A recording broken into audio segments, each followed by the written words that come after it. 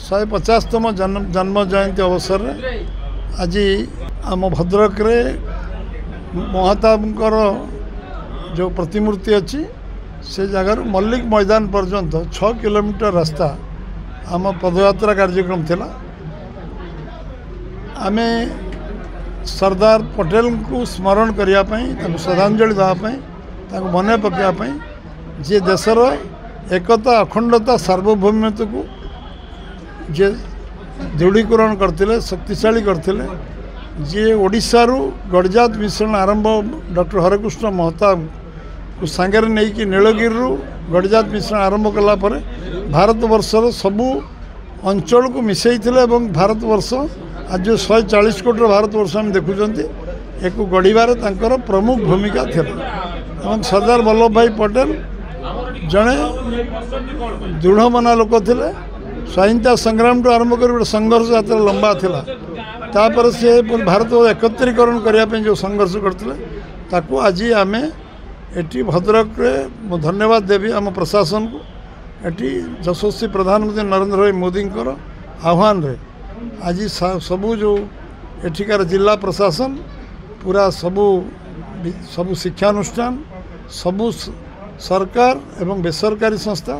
समस्ते दल मत निर्विशेष जाति धर्म वर्ण निर्विशेष समस्ते आज ये पदयात्रा जोग देते। आउ डॉक्टर महताब 124 वर्ष पूरा होची काली डॉक्टर हरकृष्ण महताब 125 वर्ष आरंभ ये संजोग डॉक्टर हरकृष्ण महताब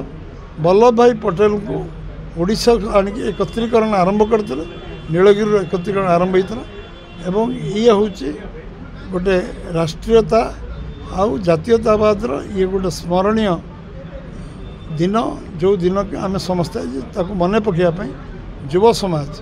जानिबा दरकार जे गोटे गोटे स्वाधीनता एत वर्ष पर वल्लभ भाई पटेल अवदान को समस्ते मन रखिंट मन रखिए शह वर्ष देशर जो स्वाभिमान देशर अस्मिता देश अस्मिता एवं आम एकता अखंडता देखो जिलापाल हिसाब से मत अत्यंत खुशी लगुच जे सरकारी एवं बेसरकारी अनुष्ठान माने मिलित भाव में कार्यक्रम को सफल कर आज समग्र भारत वर्ष में जितेबाला सरदार वल्लभ भाई पटेल 150तम जन्मवार्षिकी पालन करा जाउछि भद्रक जिले में आज पालन करा जाइछि एवं दीर्घ 7-8 किलोमीटर धरी जो आम पदयात्रा कले एकता पदयात्रा ताहा सूचई दौछि जे दल मत वर्ग निर्विशेष समस्ते आम एक एवं से जो एक भारत श्रेष्ठ भारत एवं गोटे आत्मनिर्भर भारत परिकल्पना को साकार करने आज सबु वर्गर व्यक्तिविशेष माने एकत्रित होते से वाकाथन और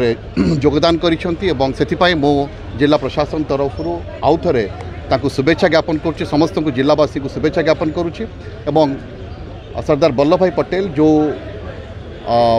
चिंता नहीं भारतर स्वप्न देखी